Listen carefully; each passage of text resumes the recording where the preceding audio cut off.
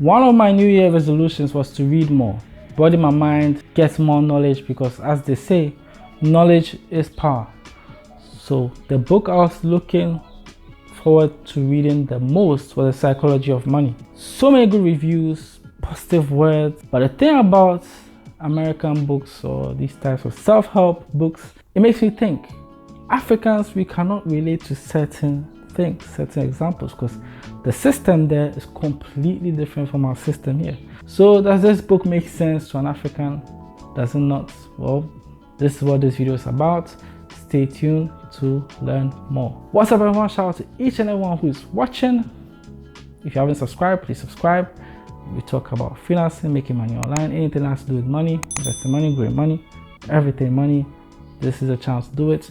Thank you for everyone who watches. If you've not clicked away from this video, thank you very much. I'm back. Let's get straight into the psychology of money. So it took me a month to read this book. There are lots of people who say I read a book a day, a book every 3 days. I don't think you are grasping the knowledge inside if you just came through it so quickly. So I took my time. It took me a month to complete this book. The broad sense of this book is it talks about psychology of money. So how everyone relates to money. It talks about how different people relate to money differently. For example, if you're raised in a time where investing brought huge returns, you will grow up with an investing mindset. But if you grew up in maybe you're growing up in Ghana right now, and government bonds, haircuts, like if you invested in government bonds, it was useless, the government has taken that money.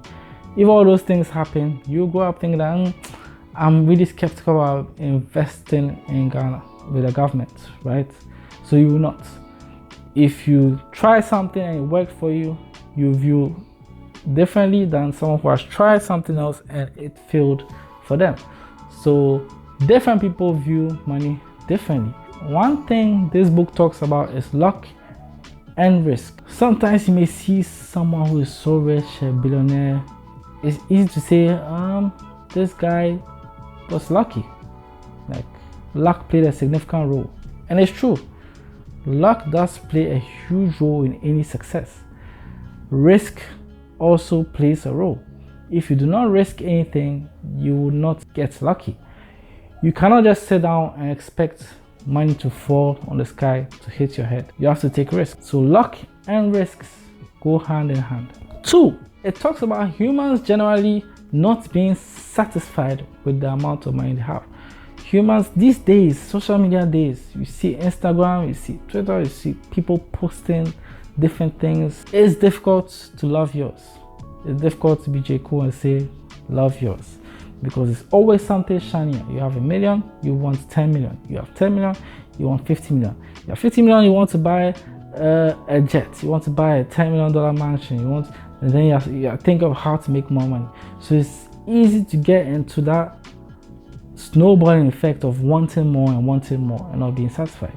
And sometimes being in that situation can lead you to do something bad. For example, Madoff. Madoff is known as the biggest Ponzi scammer of all time. And in this book, it states that he used to have a legit business that was making $50 million a year, but somehow he was not satisfied to the point of where he started taking people's money, claiming to be an investment guru, and started a Ponzi scheme. Ponzi scheme is basically taking someone's money, giving the money to someone else, saying that, hey, that's your profit, then taking someone else's money, giving someone else to say that's a profit. So at the end, the money is not doing anything. You're just circulating the money and keeping the bulk of it.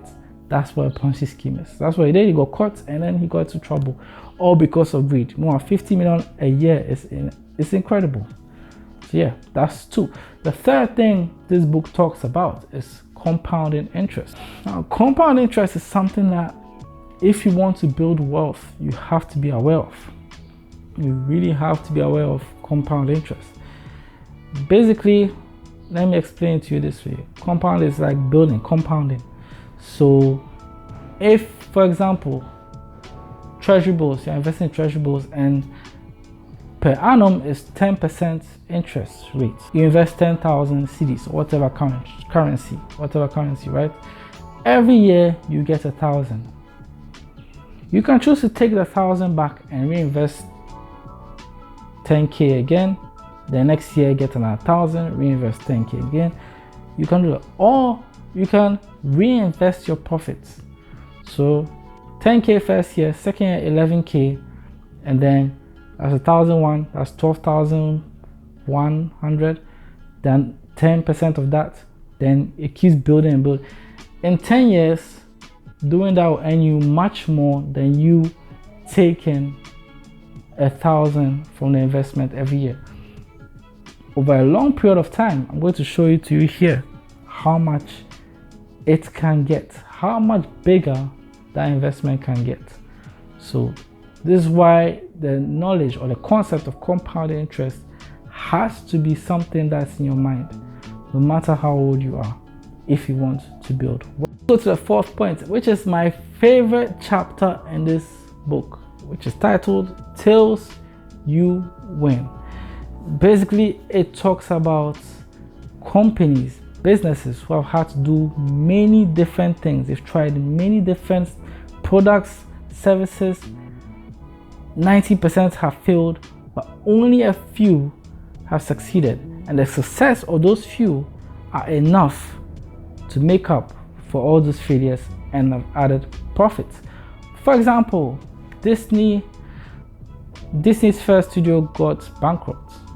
They produced over 400 cartoons. Though people liked it, they're not making money. They spent way more on production than they got profits for.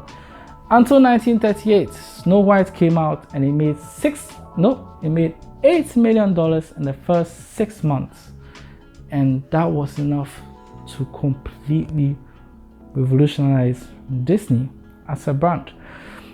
Another example is record labels. Every record label has a long list of artists under them. They invest in them, market them, help them produce their songs. When profits come, they get a percentage. For every Eminem, there are hundreds of failures under the record label. For every Drake, there are hundreds of failures in every record label. And that's how record labels survive. Each hit is enough to make up for all the losses and give them profits. So how does it relate to your life or my life? My life as a freelancer, I've tried selling so many services that have been failures. They flopped, straight up flops. I've sold transcription services, and in 4 years, I've got like 5 clients or 5 jobs in 4 years of offering transcription. Pure failure. But there are a few services that I have sold that I've made so much money from, to the point that that's what is feeding me and keep me content in life as a single person, you know. So that's what it is. The lesson is try different things. By all means, one will stick. One thing I like that it talks about as well is how progress happens slowly, but setbacks happen instantly. You see how slow growth can get, like you're growing slowly, but when something happens negative, it can stop your whole life instantly. For example, you go and park under a tree and it rains and the tree falls on your car. Boom, beyond repairs. Just that bad event has happened instantly, but there's no way you sit down and then 100,000 cedis or dollars will just fall on your head that, oh, mistakenly the money has fallen on my head, mistakenly I have become rich. Nope. The growth happens slowly. So because of this, it's very easy to be a pessimistic person in life. That's just the way it is. So you have to take this into consideration and understand that bad things will happen. Keep going, keep trying, and you can become better. Also, it talks about how major events like economic depressions, COVID, and other things affect how people view money. That's kind of obvious. And also using money to control your time. All we have in this world is time. Time is the only thing that cannot be bought. you can somehow bargain with time by outsourcing and doing other things, so that you get more time to yourself to enjoy life more. These are the things. I don't want to go too long or too deep, but this book's a very good book. If you're an African, you can still relate to most of what it's talking about. So if you have the time, read it, check it out. Thank you for watching. If you made it this far, keep watching, subscribe, like, comment if you have any questions. See you on the next one. Peace.